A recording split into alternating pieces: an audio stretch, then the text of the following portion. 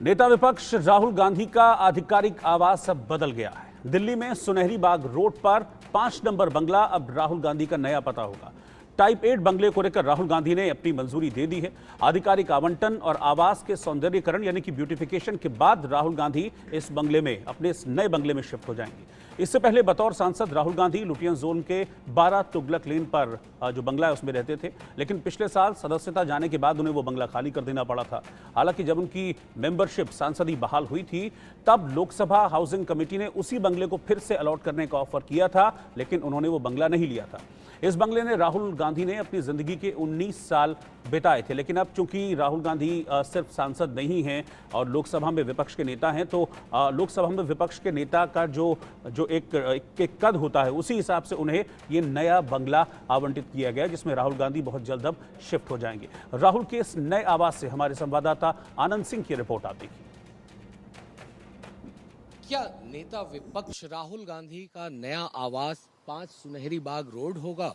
जी हां, अभी हम मौजूद हैं 5 सुनहरी बाग रोड के उस आवास पे जिसको कहा जा रहा है कि राहुल गांधी ने फाइनल किया है, चूंकि स्टेट ऑफिस के द्वारा उनको ये नया आवास अलॉट किया गया है जो कि टाइप 8 का बंगला है। और ये बंगला जो होता है ज़्यादातर यूनियन मिनिस्टर्स को दिया जाता है, चूंकि राहुल गांधी अब नेता विपक्ष हैं और कांग्रेस के भी एक वरिष्ठ नेता है और 5वीं बार सांसद बने हैं वो इस बार फिर से रायबरेली से।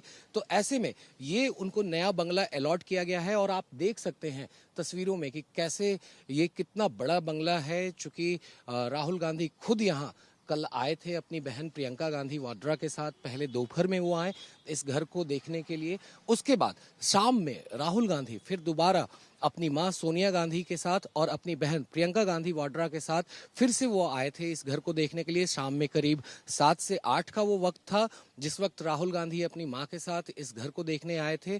चूंकि अगर हम बात करें इस नए आवास की, तो ये जो आवास है इसका जो डिस्टेंस है यहाँ से, जो दूरी है 10 जनपद से, वो भी काफ़ी कम है। महज 1 से 1.25 किलोमीटर का दूरी है यहाँ से 10 जनपद के लिए, जहाँ पे राहुल गांधी अभी अपनी मां के साथ रह रहे हैं।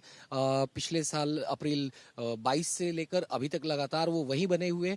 चूंकि उनका जो पहले 12 तुगलक लेन का बंगला था वो उन्हें वैकेट करना पड़ा था, चूंकि उनके ऊपर जो सूरत के सेशंस कोर्ट ने एक मोदी सरनेम के डिफेमेशन केस में उनको 2 साल की सजा सुनाई गई थी और ऐसे में उनकी सदस्यता रद्द हो गई थी।